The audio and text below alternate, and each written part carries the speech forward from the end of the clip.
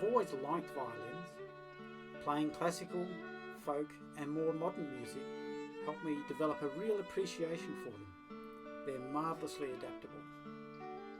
There's also a simplicity and complexity that's quite elegant where the bow meets the string.